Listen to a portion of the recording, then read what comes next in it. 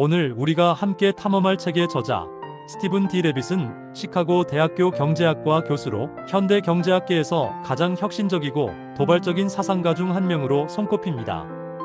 그는 세계 최고의 명문 하버드 대학교에서 경제학 박사학위를 받은 후 MIT에서 잠시 교수직을 거쳐 현재 시카고 대학교에서 경제학의 새로운 지평을 열고 있습니다. 그는 전통적인 경제학의 견고한 틀을 과감히 벗어던지고 범죄학, 교육학, 사회학 등 인간의 삶과 관련된 거의 모든 분야의 예리한 경제학적 분석, 도구를 적용하는 괴짜 경제학, 즉 프리코노믹스의 창시자로 불립니다. 그의 독창적인 연구 성과를 인정받아 40세 미만의 최고의 경제학자에게 수여하는 존 베이츠 클라크 메달을 수상하며 학계의 슈퍼스타로 떠올랐고, 2003년에는 미국 경제학회 최고의 영예인 존 베이츠 클라크상을 수상하는 영광을 안았습니다. 이 책의 공동저자인 스티븐 더브너는 뉴욕타임스와 뉴요커에서 활동한 베테랑 저널리스트로 복잡하고 어려운 학술 이론을 일반 독자들이 마치 흥미진진한 소설을 읽듯 쉽고 재미있게 이해할 수 있도록 풀어내는 탁월한 능력을 가지고 있습니다. 이 두 천재의 만남은 학문적 깊이와 대중적 재미라는 두 마리 토끼를 모두 잡는 놀라운 결과물로 이어졌습니다. 이 책, 프리코노믹스는 2005년 출간된 이후 그야말로 전 세계적인 현상이 되었습니다. 출간과 동시에 700만 부 이상 판매되며 경제학 서적의 대중화에 새로운 지평을 열었습니다.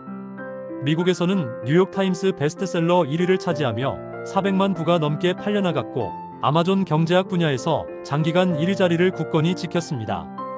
이러한 열풍은 유럽으로 건너가 영국에서는 선데이타임스 베스트셀러, 독일에서는 슈피겔 베스트셀러, 프랑스에서는 리브르 에브도 베스트셀러에 오르며 유럽 전역에서 큰 성공을 거두었습니다. 아시아에서도 그 인기는 대단했는데, 특히 일본에서는 야바이 경제학이라는 파격적인 제목으로 번역되어 100만 부 이상 판매되는 기염을 토했습니다.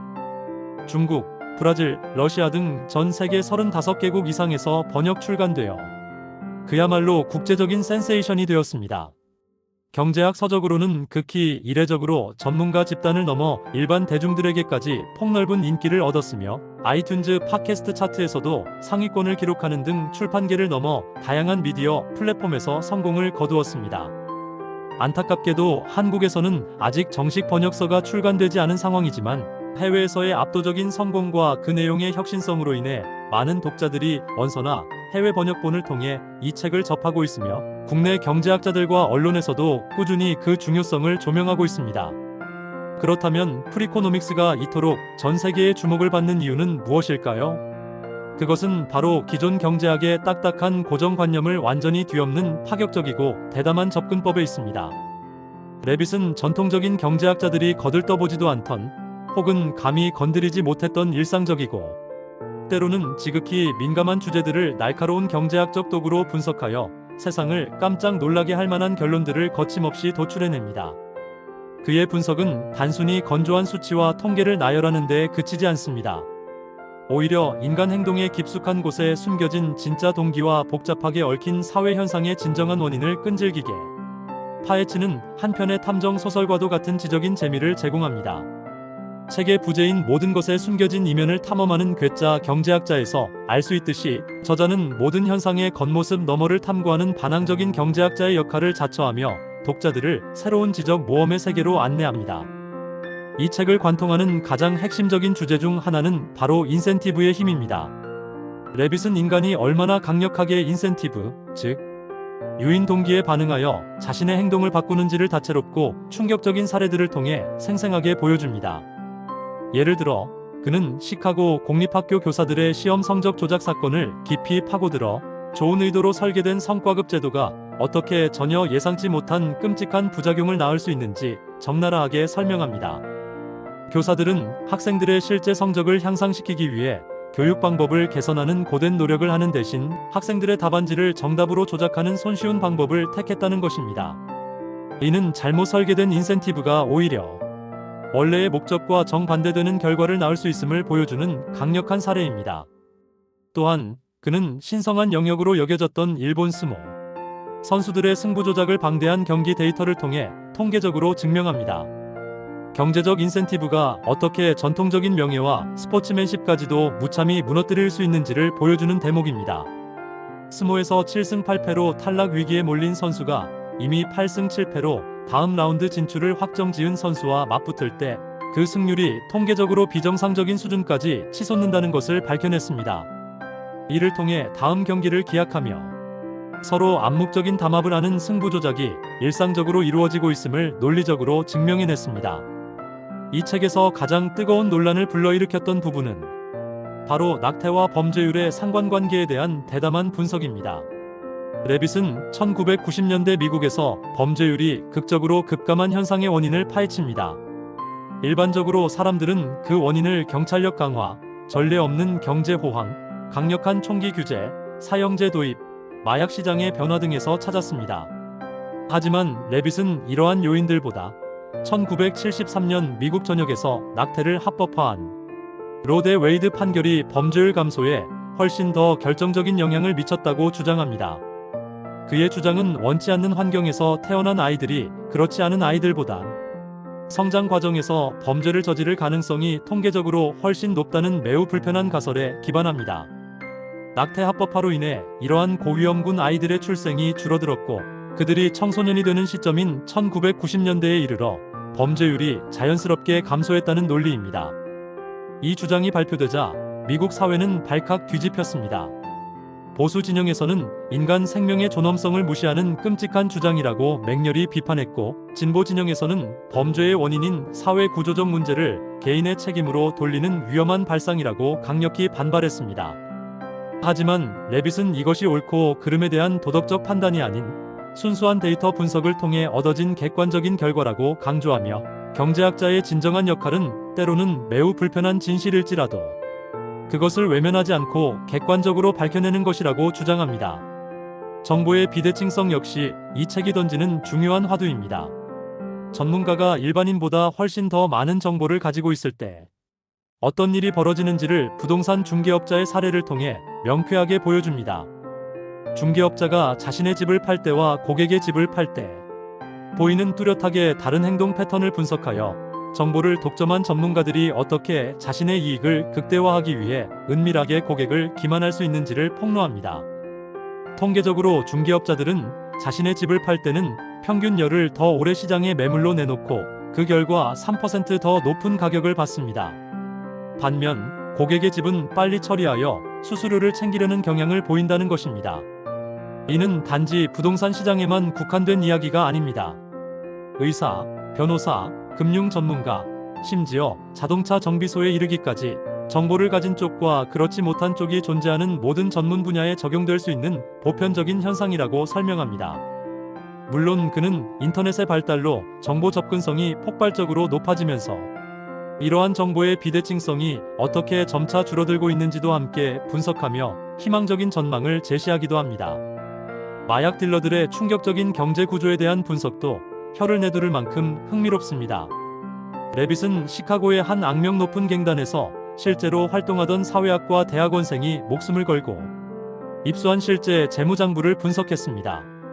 그 결과 대부분의 거리에서 활동하는 하급 마약 딜러들이 시간당 3.30달러, 즉 당시 맥도날드 아르바이트 직원보다도 훨씬 적은 돈을 벌면서도 왜 그토록 위험한 일을 계속하는지에 대한 미스터리를 풀어냅니다.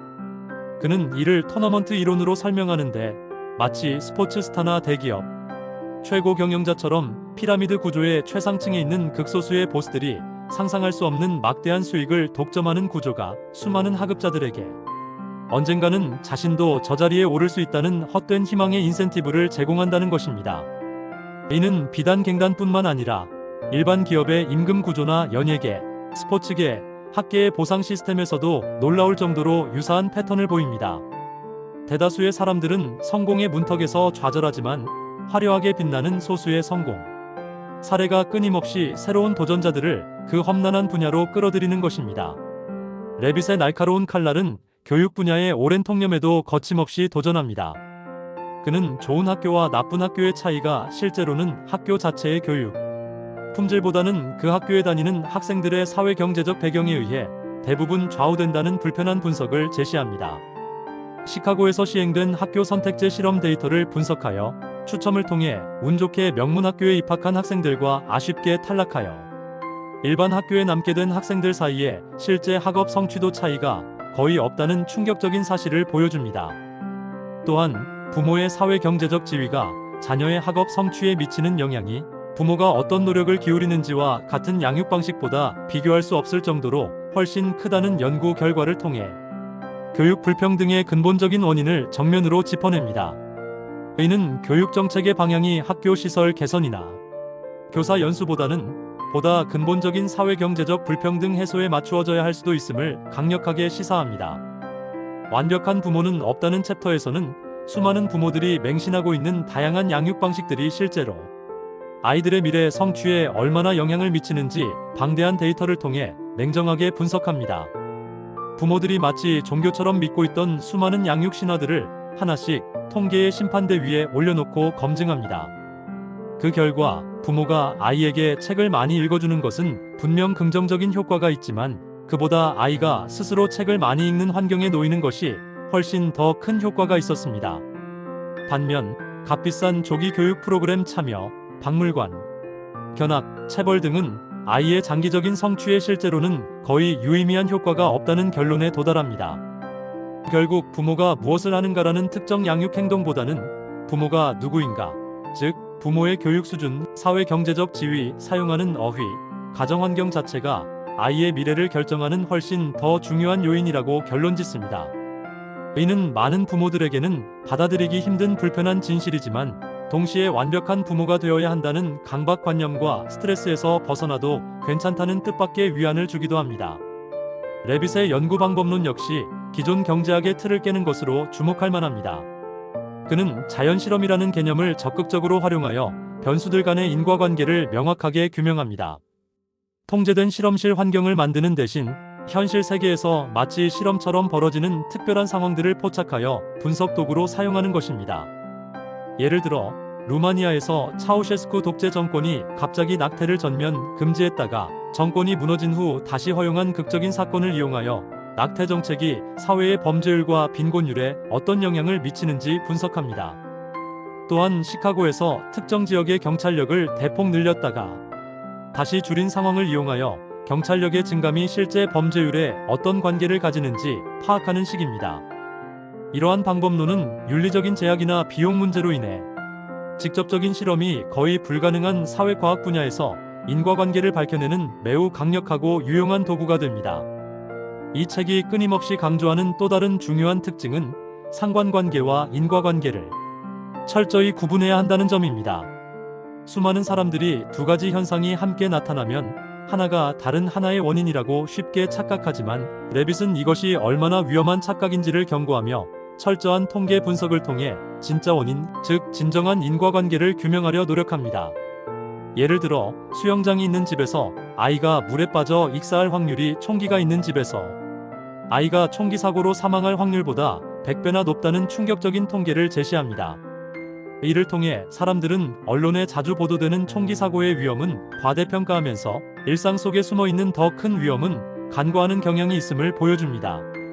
이는 현대 사회에서 넘쳐나는 가짜 뉴스와 잘못된 정보를 판별하고 현상의 이면에 숨겨진 본질을 꿰뚫어 보는데 매우 유용한 사고의 틀을 제공합니다. 결론적으로 프리코노믹스는 단순히 흥미로운 경제학 교양서를 넘어서 현대인들이 어지럽고 복잡한 세상을 올바르게 이해하고 현명한 판단을 내리는데 필요한 강력한 사고의 도구를 제공하는 책입니다. 겉으로 드러나는 현상과 통념에 속지 말고 그 뒤에 숨겨진 진짜 인센티브와 진정한 원인을 찾아내려는 비판적 태도가 중요하다고 이 책은 끊임없이 강조합니다. 물론 레빗의 분석이 지나치게 단순화되었다거나 인간의 복잡한 감정, 문화, 도덕적 가치를 간과한다는 비판도 존재합니다. 하지만 이러한 비판에도 불구하고 프리코노믹스는 경제학을 대중에게 친숙하게 만들고 데이터에 기반한 합리적 사고의 중요성을 세상에 널리 알린 지대한 공로가 있습니다. 가짜 뉴스와 편향된 정보가 홍수처럼 쏟아지는 이 시대에 객관적이고 논리적인 사고방식을 기르는 것은 그 어느 때보다 중요해졌습니다. 이 책은 바로 그러한 능력을 기르고자 하는 모든 이들에게 훌륭한 출발점이자 세상을 새로운 눈으로 보게 만드는 지적인 나침반이 될 것입니다.